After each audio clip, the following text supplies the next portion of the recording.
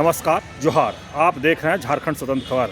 अभी हमारे साथ अनिल जी हैं और झारखंड में अभी डिलिस्टिंग के नाम से अभी जो राजनीतिक सरगर्मी तेज है, तो हम इन्हीं जानते हैं कि इनका क्या विचार है डिलिस्टिंग के ऊपर। क्या कहेंगे आप? देखिए, एक तरफ आरएसएस और भाजपा के लोग जो कहते हैं कि डिलिस्टिंग होना चाहिए, तो उनको भी स्पष्ट करना चाहिए कि डिलिस्टिंग किसका होना चाहिए।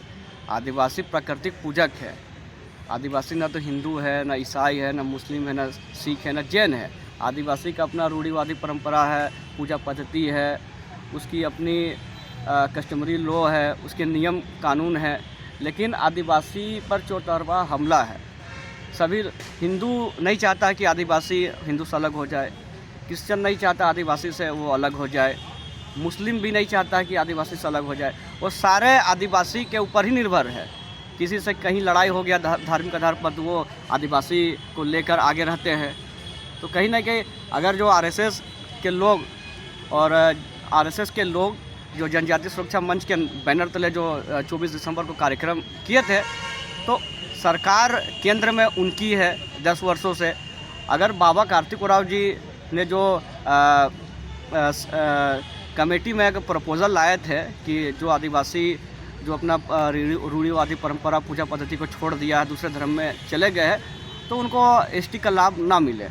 तो केंद्र सरकार में 10 वर्षों से बीजेपी की सरकार है, तो उनको अपने केंद्र सरकार से मांग करना चाहिए तुरंत। बाबा कार्तिक उरांव को अगर आप मानते हैं, तो बाबा कार्तिक उरांव का जो प्रपोजल था उसको लोकसभा राज्यसभा के पटल में रखते और कानून बना देते। जैसे आर्टिकल 341 में जो शेड्यूल कास्ट के लिए जो रूल रेगुलेशन बना हुआ है, तो उसी तरह आर्टिकल 342 में शेड्यूल ट्राइब के लिए बना रहेगा।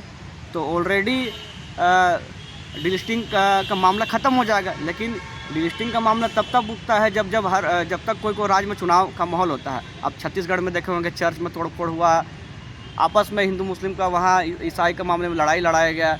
इसी तरह वो झारखंड में ही आरएसएस, अब झारखंड में चूँकि 2024 में चुनाव होने वाला, लोकसभा है, नगर निकाय चुनाव है और विधानसभा चुनाव है, तो उसी को तर्ज पर देखते हुए एक माहौल क्रिएट किया जाता है बीजेपी की तरफ से।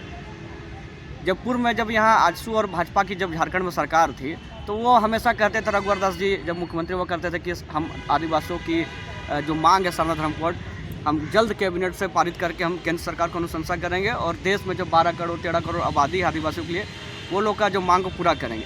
लेकिन 5 साल हो गया, कभी सरना धर्म कोड का बारे में कोई बात नहीं किया। जब देश के गृह मंत्री अमित शाह जब झारखंड में चुनावी सभा करने आते, तो भी वो सरना धर्म कोड की बात करते हैं। लेकिन हकीकत में वो सरना धर्म कोड का बारे में वो लोग चुप्पी साधे हैं। राज्य सरकार सरना धर्म कोड का बिल पारित करके भेज दिए है, लेकिन केंद्र सरकार उसमें चुप भी है।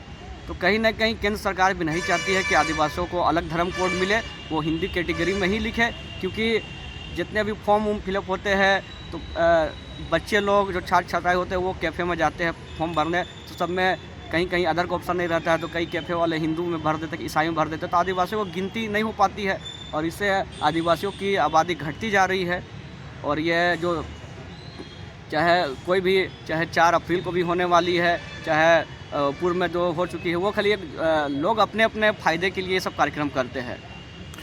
जनजातीय सुरक्षा मंच में जो आए थे, उनका कहना है कि धर्म परिवर्तन जो कर लेते हैं वो हमारा लाभ ले रहे हैं। तो लाभ ले रहे तो सरकार तो आपके है। अब देखिए, जो मध्य प्रदेश के जो प्रकाश उइके आए थे, वो खुद जज रह चुके हैं, बीआरएस लिए है, खुद बीजेपी का टिकट से चुनाव लड़े हैं, हार गए। तो सरकार तो आपकी है केंद्र में, तो आप वो बिल लाने के लिए बोलिए, लोकसभा राज्यसभा का पटल में बिल रखवाइए। अगर बाबा कार्तिक उरांव को आप तो मानते हैं, तो कि उतना अगर चिंता है कि आदिवासी का जो आरक्षण को दूसरा लोग लाभ ले रहे हैं, तो आप बिल लाइए। आप ऐसे जुमलाबाजी करने से, जनसभा करने से कोई फ़ायदा नहीं है। बिल तो आपका लोकसभा राज्यसभा सदन में बनेगा। जैसे कि आप बोले कि डिलिस्टिंग चुनाव के समय आता है, तो इसका किसका लाभ मिलेगा? ये सरासर देखिएगा तो बीजेपी को ही लाभ मिलता है। वो हिंदू मुस्लिम सिख ईसाई आदिवासी के नाम से लड़ाया जाता है। अभी छत्तीसगढ़ में वही हुआ, इसलिए वहाँ छत्तीसगढ़ में जीता बीजेपी। और उसी तरह वो झारखंड में चाहता है कि उसी तरह हम झारखंड में सरकार बनाए। लेकिन अगर वो डिलिस्टिंग का बात करते, तो सरकार तो आप ही को बिल बनाना पड़ेगा। अब एक चीज़ अहम बात है कि उन लोग बोलते हैं कि आदिवासी हिंदू है, इस पर आपका क्या राय है? देखिए, आदिवासी ना हिंदू है, हिंदू आदिवासी हिंदू कभी था ही नहीं और ना है। आदिवासी और हिंदू का जो धर्म रीति रिवाज पूजा पद्धति बहुत अलग है।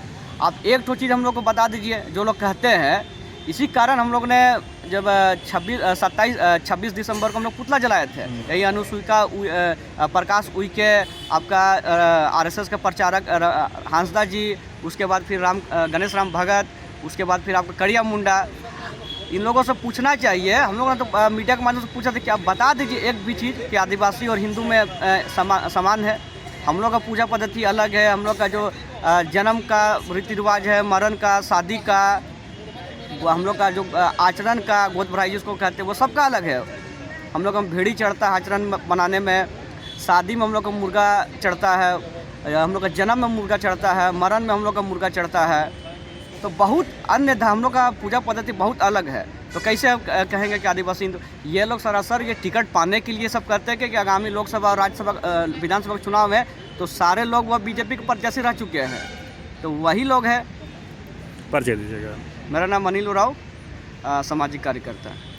अभी अनिल उरांव जी के बात सुन रहे थे, सामाजिक कार्यकर्ता है। ये साफ साफ बता दिए कि जनजातीय सुरक्षा मंच में जो जितने लोग हैं वो बीजेपी के सदस्य हैं और बीजेपी के नेता हैं, और उसी के लेकर के चुनाव आने वाला है 2024 का चुनाव को देखते हुए इन लोग डिलिस्टिंग का नाम दे करके रैली किए और आदिवासी को कई गुटों में बांटने की कोशिश कर रहे हैं और अपने बेनिफिट के लिए ही इन लोग डिलिस्टिंग की रैली किए थे।